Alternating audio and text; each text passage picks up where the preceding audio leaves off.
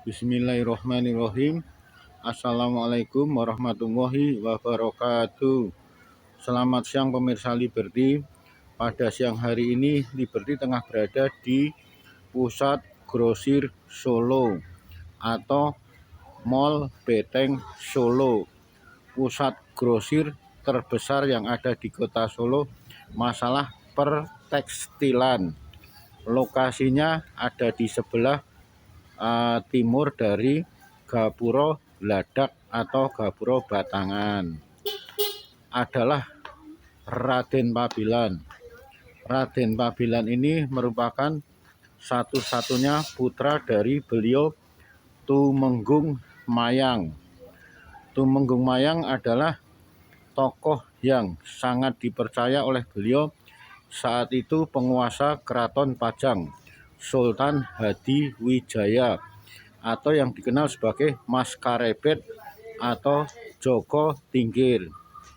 Adalah Raden Pabilan yang merupakan putra sematawayang dari beliau Tumenggung Mayang ini pada saat itu dibunuh oleh Sultan Pajang. Pasalnya pada saat itu beliau Raden Pabilan ini sepertinya tidak bisa menempatkan porsinya sebagai pria yang banyak mendapatkan karunia ilahi. Artinya muda, tampan, perkasa. Hanya saja pada saat itu rahmat dari Allah yang diberikan kepada Raden Pabilan berupa ketampanan ini tidak ditempatkan pada porsi untuk sebagai sarana ibadah menuju ilah. Wa ma khalaqtul jinna wal insa illa liya'budun.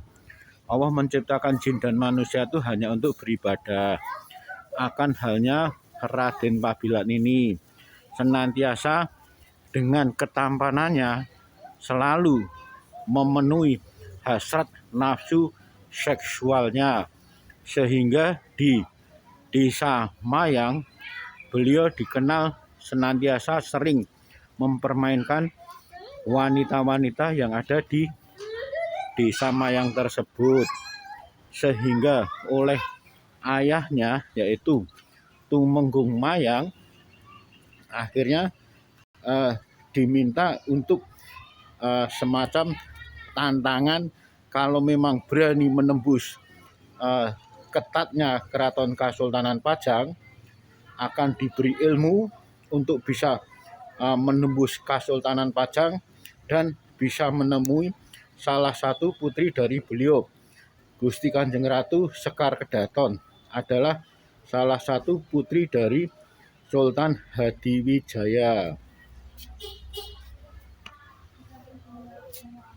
Makam Kiai Batang atau Raden Pabilan nomor 12 garing PSN garing B3 garing 93 ditetapkan pemerintah Kota Surakarta melalui keputusan Kepala Dinas Tata Ruang Kota nomor 646 garing 40 garing 1 garing 2014 tentang penetapan bangunan-bangunan yang dianggap telah memenuhi kriteria sebagai cagar budaya sesuai Undang-Undang Republik Indonesia nomor 11 tahun 2010 tentang cagar budaya Surakarta 2014.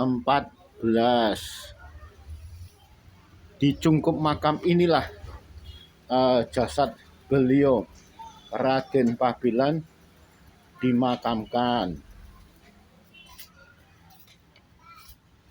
Pada saat itu Raden Pabilan begitu berhasil masuk ke wilayah dari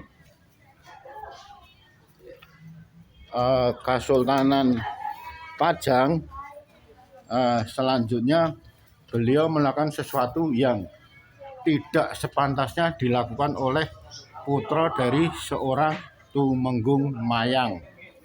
Pada waktu itu beliau Raden Pabilan begitu berhasil masuk ke dalam keraton Kasultanan Pajang, pada saat itu pula beliau langsung masuk ke wilayah semacam bangsal Keputren, yang pada saat itu pula beliau langsung bertemu dengan salah satu putri dari Joko Tingkir. Saat itu pula perbuatan maksiat pun dilakukan, sehingga pada pagi harinya Raden Pabilan ini ketangkap oleh prajurit dan akhirnya pada saat itu pula dibunuh oleh beliau Sultan Hadiwijaya. Langsung jasadnya dihanyutkan dari sungai atau kali Lawean yang sampai akhirnya sampai daerah sekitar sebelah barat Sungai Bengawan Solo. Masalahnya pada saat itu jasad beliau Raden Pabilan senantiasa nyangkrah. Nyangkrah itu semacam berhenti di semak-semak pohon bambu, yang oleh Ki Gede Solo selaku penguasa dari desa Solo saat itu jasad dari Raden Pabilan ini senantiasa ditengahkan lagi, sampai beberapa kali tetap saja minggir atau nyangkrah, sehingga oleh beliau Ki Gede Solo jasad yang tidak dikenal itu dibiarkan saja nyangkrah di pinggir Sungai Bengawan Solo. Seiring perkembangan zaman, nyangkrah tersebut kini dikenal dengan wilayah Kampung Sangkrah. Keesokan harinya beliau Ki Gede Solo bermimpi didatangi seorang pria yang tampan rupawan. Beliau meminta kepada Ki Gede Solo untuk jasadnya diambil dari yang nyangkrah tersebut untuk dimakamkan, dikebumikan, dikubur seperti jasad manusia pada umumnya. Saat itu juga apa yang menjadikan mimpi Ki Gede Solo ini dilaksanakan, dan karena tidak tahu siapa jasad yang meninggal ini, oleh Ki Gede Solo pasalnya jasadnya sudah membusuk, sehingga dinamakan semacam mengubur atau memakamkan jasad yang sudah membusuk. Akhirnya disebutlah batang. Kalau bahasa Jawa, batang itu artinya bangkai. Kembali seiring perkembangan zaman, dari daerah pemakaman beliau Raden Pabilan ini dikenal sebagai Kampung Batangan. Sayangnya pada saat hari ini Liberty tidak bisa masuk ke area ruang cungkup Raden Pabilan. Masalahnya pintu besi yang ada di depan cungkup makam Raden Pabilan ini tertutup rapat, terkunci dengan gembok yang cukup rapat sekali, sehingga pada saat ini pula Liberty tidak bisa melaporkan keberadaan pusara makam yang ada di dalam cungkup Raden Pabilan ini. Mohon tidak membakar kemenyan di dalam kecuali dupa.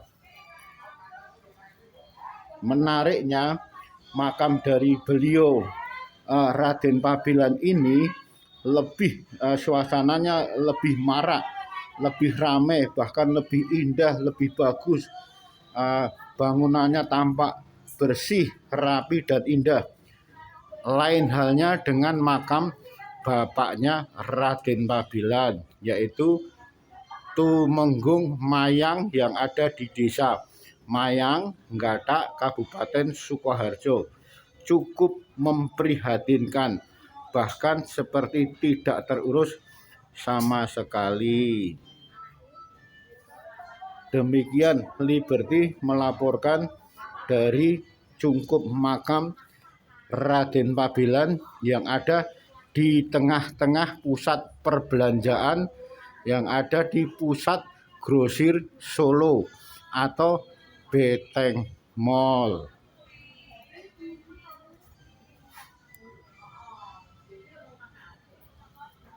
Semoga saja liputan kali ini cukup bermanfaat.